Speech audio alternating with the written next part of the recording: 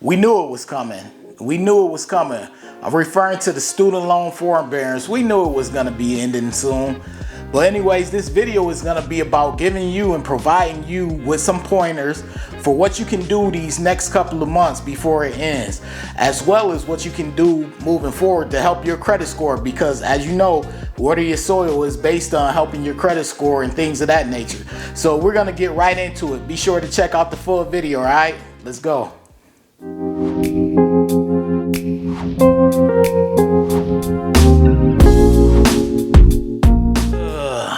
It's such a disappointment, you know. I know a lot of people are disappointed that the student loan forbearance is not being extended by the president, but it is what it is. Like I said, around here we always try to come up with the solutions and work around the problems. And as you know, as I always say with credit, you got to play the credit bureau's game. And the same thing goes for these student loans. So I made multiple videos in the past where I tried to help people. I told them, you know, even if you can afford it, because I know a lot of people were going through financial trouble during, you know, our quote unquote situation. So it was very understandable why some people may not have been able to, you know, pay on their student loans. But if you were someone who was able to pay on your student loans, it was a good time to make those student loan payments. And the reason why is because there was no interest on your payment. So basically you were just paying down your principal.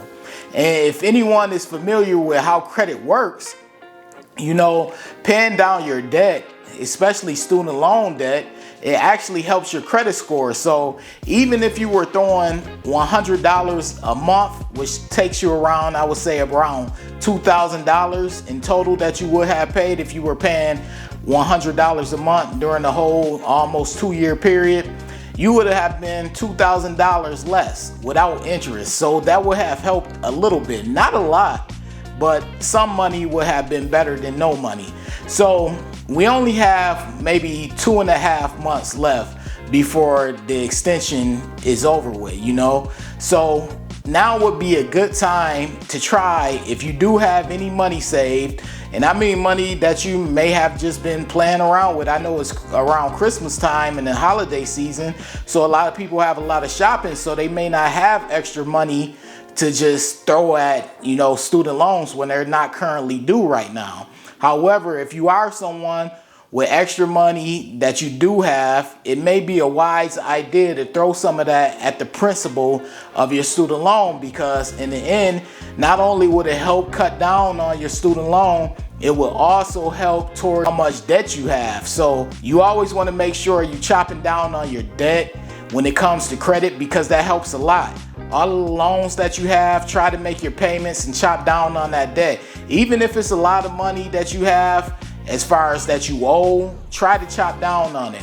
Now, in the beginning of this video, I mentioned what you can do going forward, because one thing that we're gonna see going forward once the student loans do start back up and the payments are due is you're gonna start seeing a lot of late payments. You're also gonna start seeing a lot of people who can't make their payments, and you know, they getting hit over the head with interest and things of that nature, and that's gonna in turn have a domino effect on credit scores. So during our quote unquote situation during these past 2 years, credit scores have been up. And I always tell people a great deal of reason why credit scores have been up is because people didn't have to pay on student loans. There were no student loans due.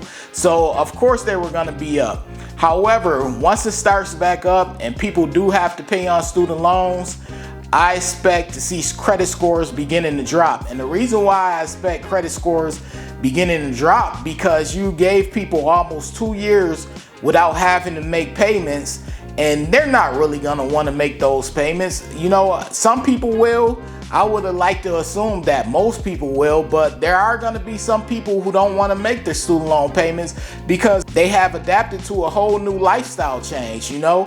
You figure that's almost 24 months with no student loan payments. So you figure most of them have picked up extra things to spend their money on in place of their student loans. So I think it's gonna be a natural occurrence that people do start missing out on student loan payments. And I also feel like, of course, as a domino effect, that's gonna in turn affect the credit score. So I'm expecting credit scores to drop.